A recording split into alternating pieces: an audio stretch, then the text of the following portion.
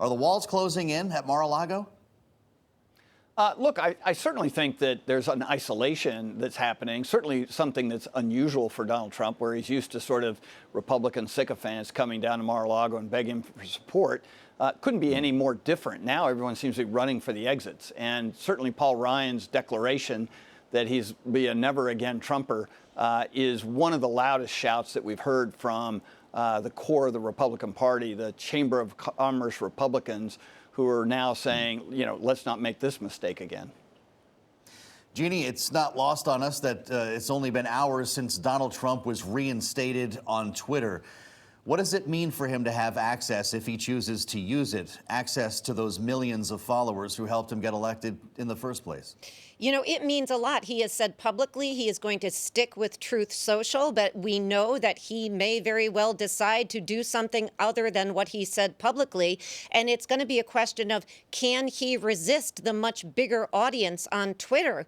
But, just back to your previous point, I would just say elites are turning away from Donald Trump and the Republican Party. But the reality is we haven't seen the same movement in the base yet. And as he knows, we choose our candidates based on primaries. So if the primary base sticks with him, and you've got 16 Republicans in this thing, he could very well win the nomination in 24 again. And that's a big problem for Republicans, as we've heard over the weekend. And so watch for the Republican Party to try to change the rules so there's a one-on-one contest and somebody can take him on directly versus having him go against the 16 that he did last time, knocking him out, one, name call at a time and ending up the winner with 32%. Each candidate got their own month, as I remember. That was the recipe for success for Donald Trump in 2016.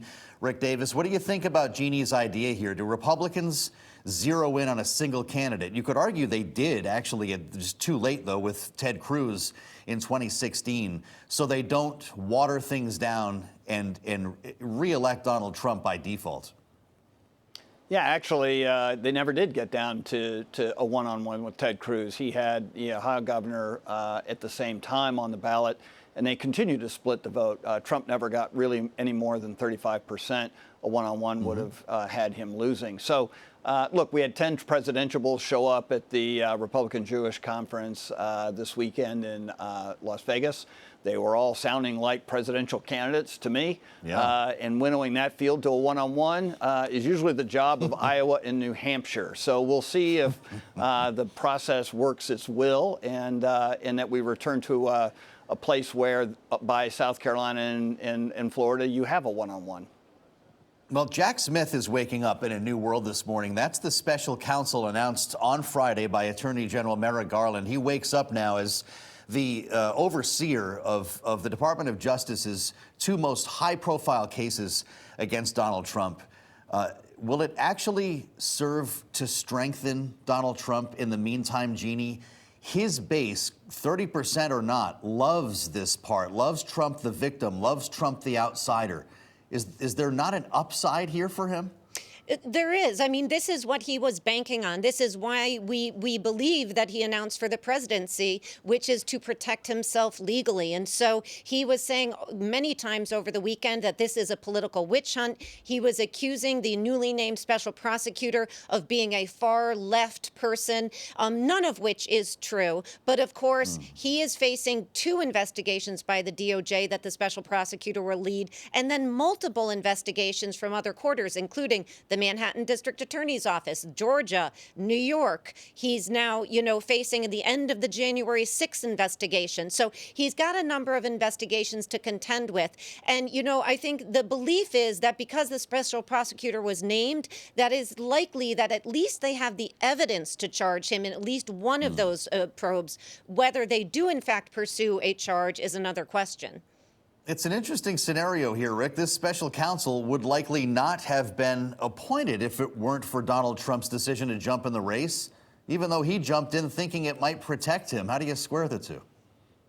Yeah, it wouldn't be the first time that Donald Trump misjudged a legal outcome, and it's the reason he has so many all the time against him, and have his entire career. I would say I'm not a big fan of special counsels because they tend to burn up a couple years of investigation, even though this one's well along on its way.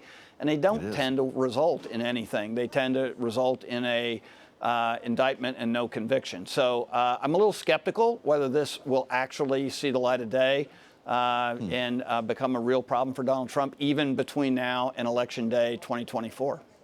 Well, so I guess I'll ask you the same thing I asked Jeannie, Rick. If that's the case, you heard Trump over the weekend. He says, Russia, Russia, Russia, Robert Mueller. It's not going to be any different this time. It sounds like you might agree. Yeah, look, I mean, the guy slipped a knot on his legal problems for years, and there isn't any evidence right now that the approach that the government's taking is going to bear any more fruit than anybody else's. I mean, we've been listening to the Justice Department talk about these, confidential documents that he spirited away to Mar-a-Lago, but we haven't really seen any action. We've heard a lot of people getting convicted of, the attack on the Capitol, but we haven't really seen their cards as it relates to Donald Trump and a sedition conspiracy indictment. And so, I think you have to be skeptical until you actually see this agency put their cards on the table. And of course, Donald Trump will use anything the government does in his sort of conspiracy machine to sort of crank up his troops.